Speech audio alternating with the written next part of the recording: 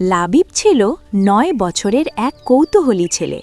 সে তার গ্রামের পুকুরের পাশে বসে ঘণ্টার পর ঘণ্টা মাছদের খেলতে দেখত। পুকুরের পানি ঝকঝকে ছিল আর ছোট ছোট মাছগুলো এদিক ওদিক ছুটে বেড়াত। একদিন লাবিব পানির দিকে তাকিয়েছিল। হঠাৎ সে শুনতে পেল, লাবিব, তুমি কি আমাদের দুনিয়া দেখতে চাও? লাবিব চমকে উঠে বলল, কে কে কথা বলছে? পানি থেকে একটি ছোট্ট ঝকঝকে মাছ লাফিয়ে উঠল। মাছটির নাম ছিল ঝিলিক। ঝিলিক হাসতে হাসতে বলল, আমি ঝিলিক, আমরা পানির নিচে থাকি, সেখানে অনেক মজার জিনিস আছে।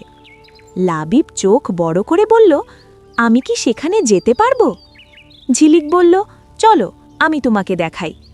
হঠাৎ লাবিব অনুভব করল সে যেন পানির নিচে চলে গেছে, কিন্তু আশ্চর্যের কথা, সে ঠিকই শ্বাস নিতে পারছে।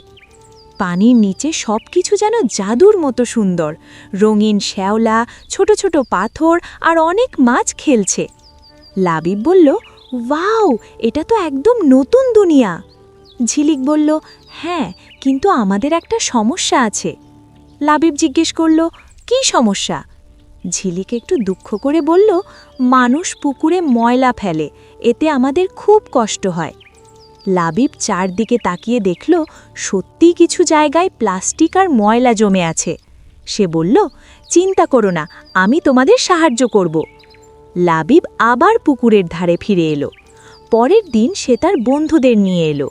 লাবিব বলল, চলো, আমরা পুকুরটা পরিষ্কার করি।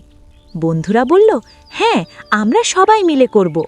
সবাই মিলে ময়লা তুলতে লাগলো। কেউ প্লাস্টিক তুলছে, কেউ পাতা সরাচ্ছে। হঠাৎ ঝিলিক পানির উপর উঠে বলল, ধন্যবাদ লাবিব। বন্ধুরা অবাক হয়ে বলল, ওই মাছটা কি কথা বলল? লাবিব হেসে বলল, ও আমার বন্ধু। ধীরে ধীরে পুকুর আবার পরিষ্কার হয়ে উঠল। পানি ঝকঝকে, মাছগুলো খুশিতে সাঁতার কাটছে। ঝিলিক বলল, এখন আমাদের দুনিয়া আবার সুন্দর। লাবিব বলল, আমরা সবাই যদি পানিতে ময়লা না ফেলি, তাহলে তোমরা সব সময় ভালো থাকবে। সবাই হাসল আর পুকুরের পাশে আনন্দে খেলতে লাগলো।